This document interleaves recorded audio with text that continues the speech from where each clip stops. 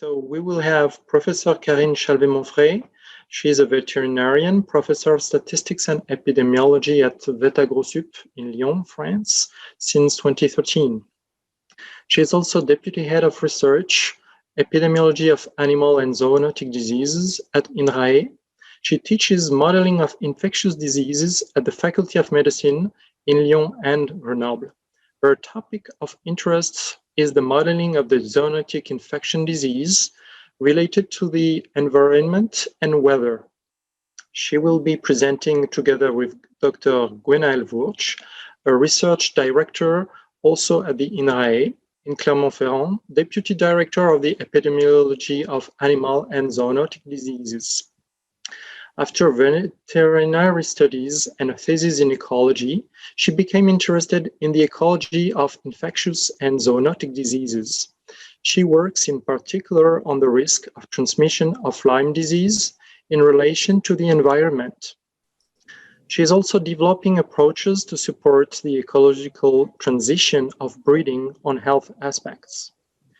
For several years now, she has been using the innovative concept knowledge design approach on different themes in order to identify new avenues for multidisciplinary research with applied aims. She is part of the preparatory committee on the PREZOD initiative. PREZOD stands for Preventing Zoonotic Disease Emergence. So Karine and Gwenael, if you can start sharing your screen, the floor is yours. Thank you very much to give us the opportunity to present the OneHealth concept. And I apologize for my English because it's poor. My English is poor. And when I am speaking English, you are improving your French. But it's like that. It's like this. So for the first... I go too fast. I would like to present in 5 points this OneHealth concept. And in the first point, I would like to present that we are animals and we live in a shared environment. So when I say we are animals, as I am a vet, I think that like that. But often physicians are very shocked by this kind of sentence. But as we study, when we study vets at vet school, we learn dog, cat, cow, pig, and human being. So human being is an animal, and we use the same genetic alphabet, the DNA, and we share these bacteria and some virus. And human and animals use the same cellular machinery. And why it's so close between animals and human is because we have the same roots. And as we can see in this human cranial evolution, we can focus on encephalization. We start from an old ancestor who give the same different branch on these phylogenetic trees. Some give the chimpanzee and the other give the actual Homo sapiens. And it's for this reason that with the chimpanzee, who are the closest animals, we share 98.8% of common DNA. And when we see these phylogenetic trees, often it's difficult to know where we stop a species, what is a new species, because it is a continuum and it's very difficult to define limit. And also it's difficult for the human being, but it's also difficult for the bacteria and the virus to see what is the limit of a species. When they have the key to open animal cells, it's often not so difficult to open the cells of another species who are close. And it's this species barrier, they are not so strong, and it's easily passable by pathogen. And we are close to the animals, but we share the same environment. For example, we always have the image of animal breeding with the human being, but it's not the only opportunity we share the same environment. As we breed animals, we also breed animals to use animal products, and with we share also the same. We are in contact also with animal products, but we are not only in contact with domestic animals. We are also in contact with wild animals when we go to the wild area, but also sometimes wild animals who come in our area, for example, in urban area. Before COVID-19 pandemic, for example, in Paris, it's absolutely not a wild area. They have at least 1,663 animal wild species who live in Paris. And with the COVID, there is more and more presence of wild animals in the urban area. And also in the urban area, there is also other kind of animals. We cannot say really domestic animals, but like rodents who share the same environment. And we are also have a lot of contact with the pet animals. And sometimes the pet animals bring us some present, like a dead mouse. So all this situation have an opportunity to have some contact between new pathogen and human being. And in the second point, we would like to show you that the world is changing, and it's changing faster and faster. For example, the domestic animal and human population is increasing. In this graph, we see how the world population increased since 1820 to nowadays. And here it's for the global meat production from 1961 to 2008, then world population, because it was multiplied by 4.8, while the world population is multiplied by 2.5. And with these domestic animals increasing, the wildlife population decreasing, and the biodiversity also decreasing, we can see in this graph that 10,000 years ago, the wild animals for the vertebrate land animals, the weight represent 99%, and human beings only 1%. And today, 2/3 of the weight is represented by the livestock, 1/3 by humans, and only 1% for wild animals. There is an important shift about the repartition of animals. And also in the same time, the state of the biodiversity is decreasing in the last decade. And this biodiversity decreasing is not homogeneously all around the world. It's mainly the loss of biodiversity decreasing and the human footprint increase. It is where the biodiversity is high. And this is very important because it's produce a new situation who are dangerous about the risk of zoonosis, like with the and also with pollution. And during the same periods, there is a global mobility is increasing for the human population, like here, and also in all around the world, but also about the global trade for live animals who are increasing in the same period with a lot of exchange. Now I let Gwenael continue for the point of OneHealth. Thank you, Karine, for the introduction.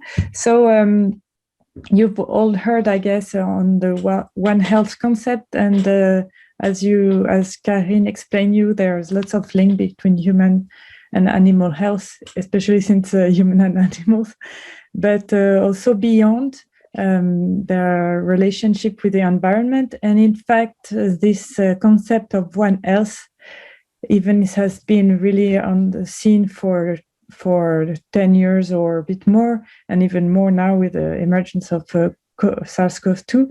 It's not that new, and if I take some slide from our colleague Serge Morand, he's talking about the emergence of this concept, in fact, in the 30s, during the scientific work made under the colonial time. They were already linking the environment, human and animals in relationship, in network, to understand what was happening and how it was moving, and to try to also combat infectious disease. So then moving in between, there have been all the other initiatives that really raise the importance of the connection between the different worlds. So I just highlighted a few dates. In 2004, there was the 12 Manhattan Principle, stating one word, one health, taking into account really this relationship, which was during a conference in interdisciplinary that tried to bridge an interdisciplinary bridge of the different health in a globalized world. This was fostered by the Wildlife Conservation Society and other societies, so really putting forward the importance of wildlife. And then in 2008, there was incentive and then the creation of the OneHealth tripartite from the WHO, i.e. FAO, which was joined recently, by the UNEP to really take more into account the environmental part. So all this, what it tells, it's really the link between human and its environment, animal and the ecosystem. So and the relationship and the consequence of human activity on the back loop on the health of the different compartments through increase of toxical risk, which can modify organism and, for example, physiology, immunity, genetics, and so biotic interaction and phylogenetic family. So it back loop also is changing the infection risk, whether it's zoonotic or not, actually. And also the human activity change the ecological imbalance and biodiversity in the environment. So making together real big change in the ecosystem. And what we see that, in fact, it putting vulnerability and less resilience in our capacity to respond to big challenges of the world changing. So that's with a link of human, environmental, and animal health. So if I take another paper of Serge Morand and his co-author, he tried, it was a paper in French, sorry, but it's quite interesting. They tried to kind of map the different concept of OneHealth, because I guess you've heard a lot of it. And some people talk about OneHealth or the eco health, planetary health, global health. So So, of course, it's not that clear what is what, and it's kind of moving a little bit, but basically they plotted this different concept between two axes, one whether it's more centered on human or other than human. For example, if you take the global human health, in one acceptation of this term, the idea is to take into account global challenge for human health. So it's integrated for challenges that a human is facing beyond strict medicine, but it's targeting mostly on human. And if you take the term of eco-health, for example, it was, well, if we start with OneHealth, when it emerged, it was also really the idea linked with zoonosis, to that veterinary science is important also for human science, for human health. So it includes animal health, but still with humans end product, we can say. And other concepts such as eco-health are trying to integrate more the environment also, and in some ways, for some concepts, try to target health per se, for example, animal health or ecosystem health, without necessarily the target of having better human health.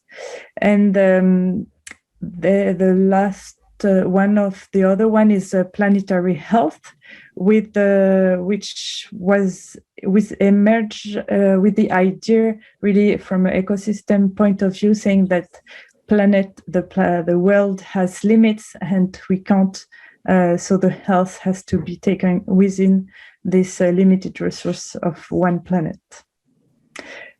So try to clarify a bit the concept, but anyway, what's the main idea is that we are all related in one planet, so we have to take into account what's happening in the other compartment of human, and especially for zoonotic risk, that we are going to finish this talk on that.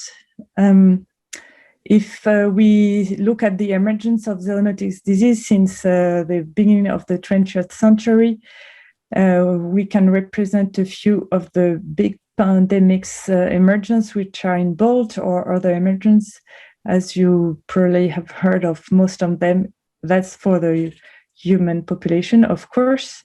And it seems that there are more emergence as we go towards the 21st century. Of course, we can detect them better, but also, as you know, the human population and increase also, so there's many factors, but it's kind of look that there's something really increasing and changing. So what is how zoonotic disease emerges? What we have to understand the risk, we have really to take into account the different component, where some study we can be interesting at what pathogen are in the animals. So that's for what we can call the hazard, so the part of the risk, what is there in wildlife, or can go to domestic animals. And for zoonotic disease to emerge, has to spill over to pass through human. So that happen where there is exposure of human population to animal pathogens through different transmission means. And then as COVID-19, when it adapts to human and has strong interhuman transmission, that it can spread throughout the world.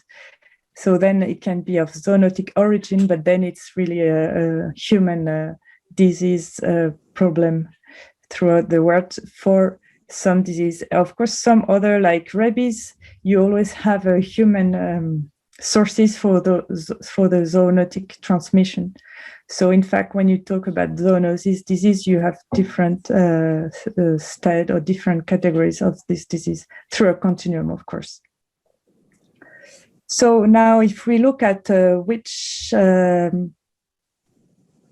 how does the biodiversity is linked to this risk or to this number of zoonotic disease. If it's kind of it can be a paradox, because we have two kinds of relationship. If you look at the number here on the top, you have a graph with a number of zoonotic disease plotted with the number of species, which are, we can say, a proxy of biodiversity.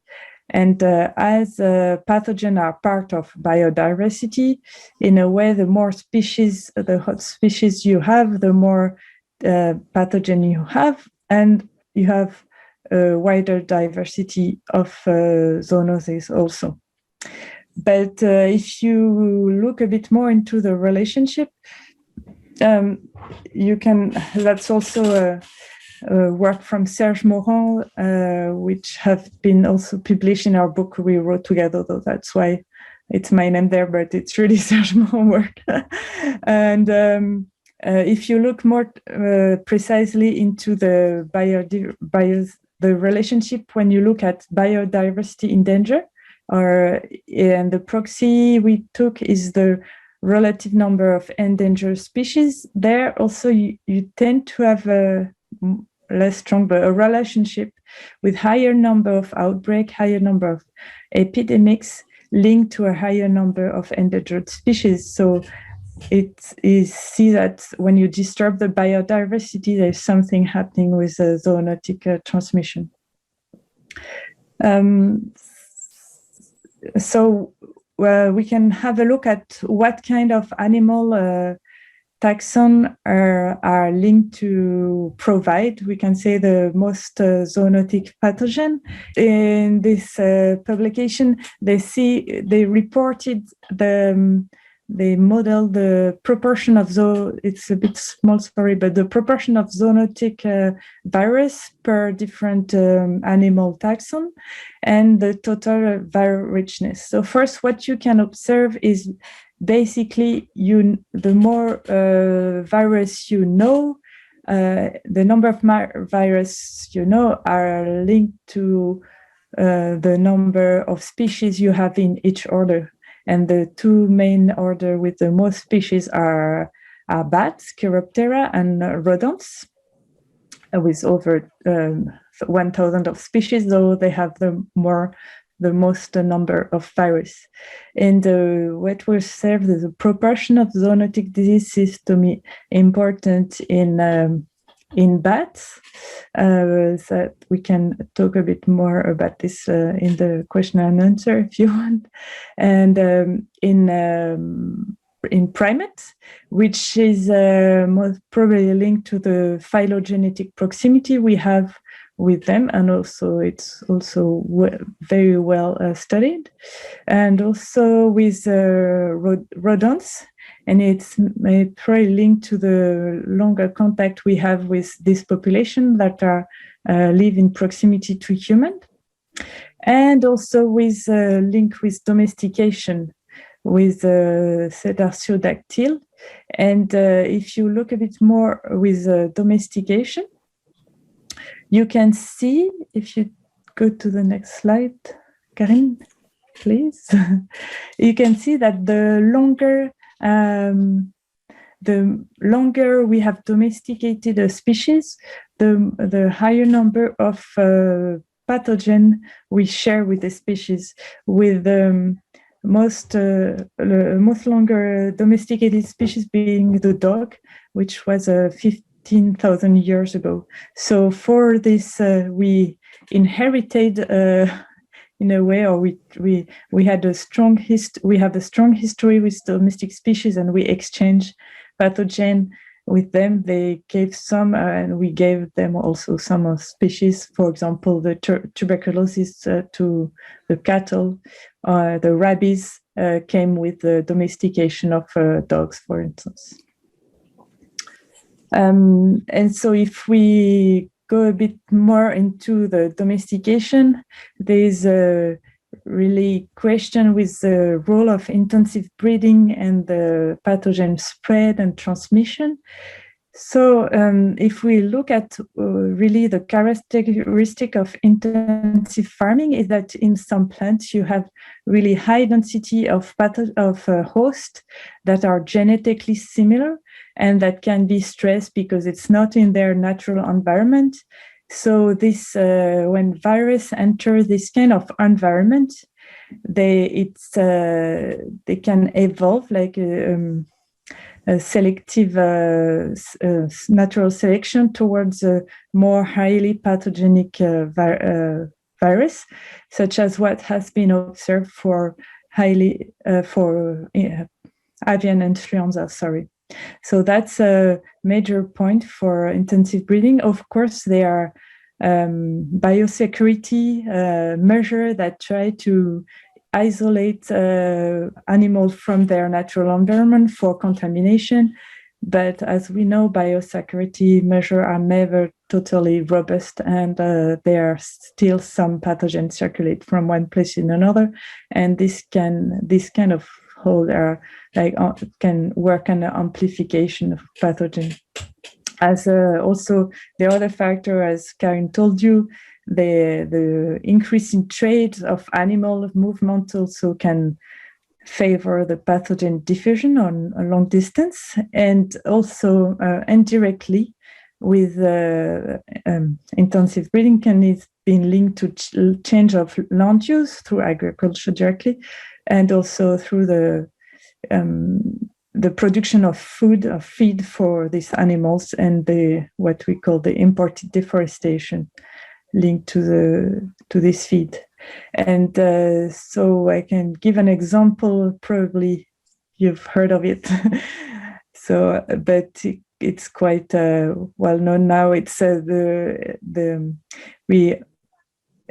question of the link between land use and the risk of zoonotic disease, because it's not that straightforward, and I think also in each case it can be linked to different mechanisms. Here's one example for Nipah virus. There's probably other mechanism. Really, we want to find the ecological mechanism precisely for the Andra virus in Australia, for instance. But for the Nipah virus in Malaysia in the end of the 90s, there has been strong wind, strong forest fire that stresses the bat population, plus the transformation of the deforestation to plant palm tree. And so the bats were moving towards this kind of fruit bat. Pteropus can fly over 4,000 kilometers. And so they were moving to find food they were moving towards this fruit plantation, which were close to pig farming in a country where there are mostly Muslims that don't eat pig, by the way. But anyway, this provide the encounter between the bats and the pig, which serve as an intermediate host to infect human. And so that's how the first epidemics of Nipah virus started. And then it happened in other places, such as Bangladesh, through the transportation of pig.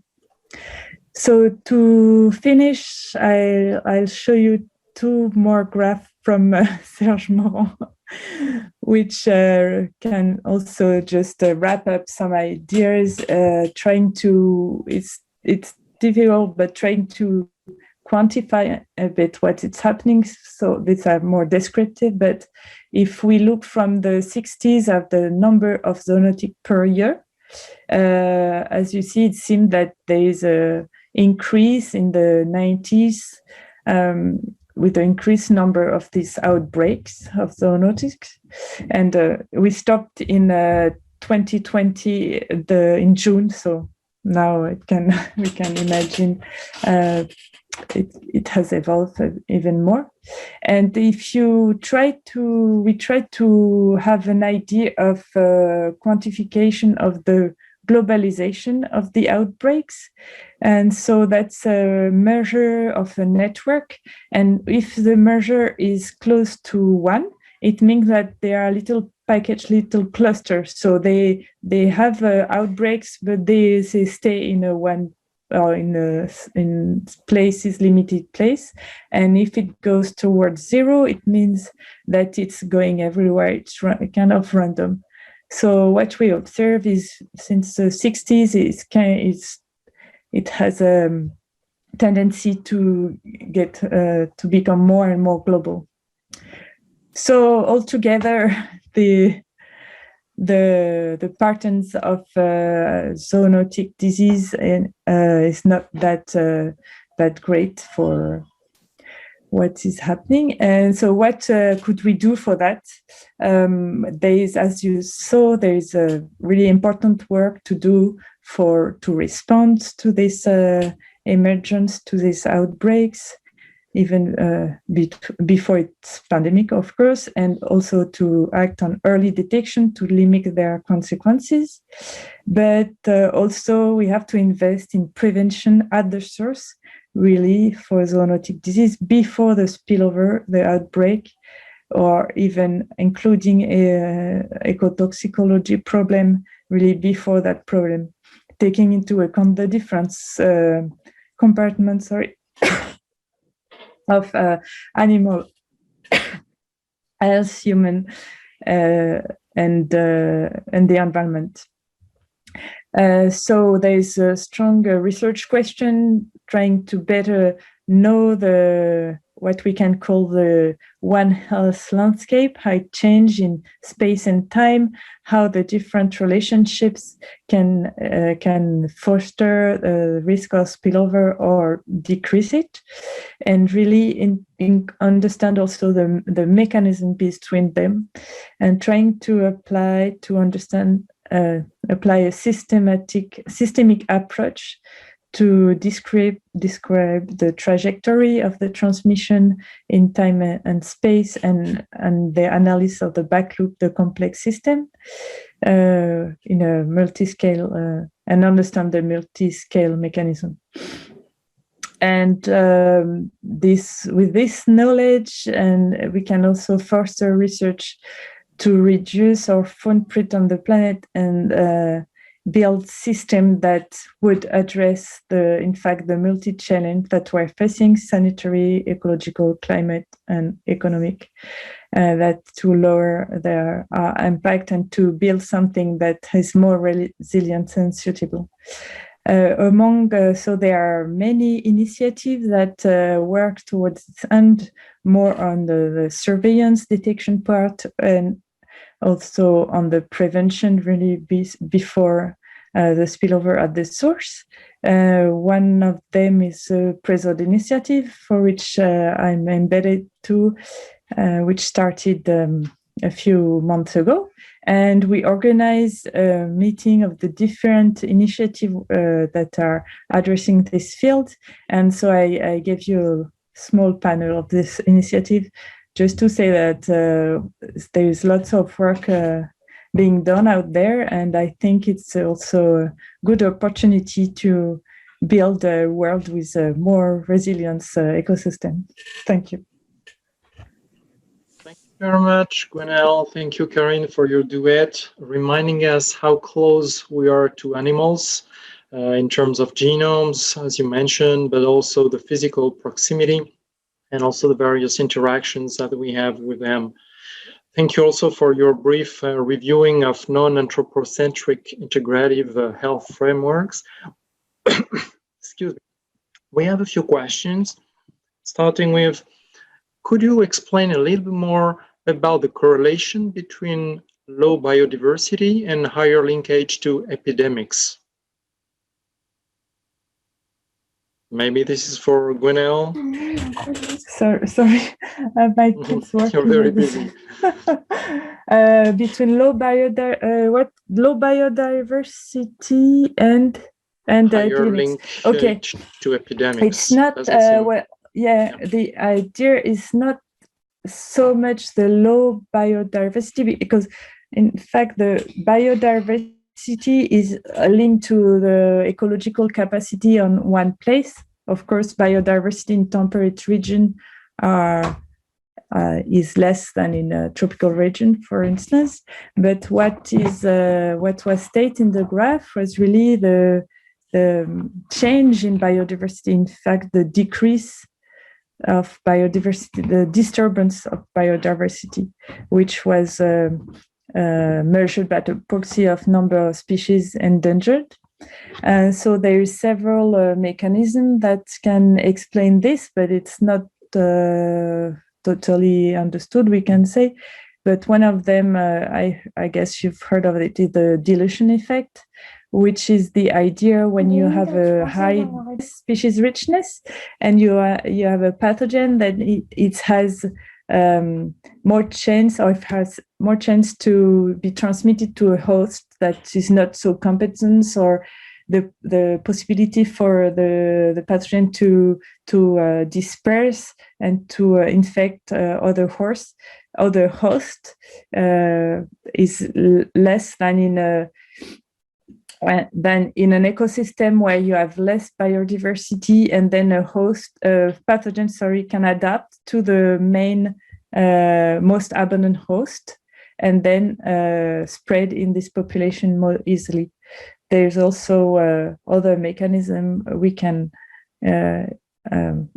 maybe expect, such as which have to be tested, such as in high biodiversity area. In some ways, you can be stimulated with your genetic system, your immunity system can also be more diverse with more diverse microbiota. So that's one hypothesis that is on the screen at the research site, for example. Okay, maybe a last question, short answer about your thoughts on the wet markets. For the COVID? I assume so. Engineer. Yes, I assume so. So that's the two hypotheses of the lab accident, or the natural spillover origin. For me, I can be honest, I don't know China enough to have an opinion on this. I think the two hypotheses are open. So for the COVID-19, I think we really have to have the scientific evidence for one of the or the second hypothesis.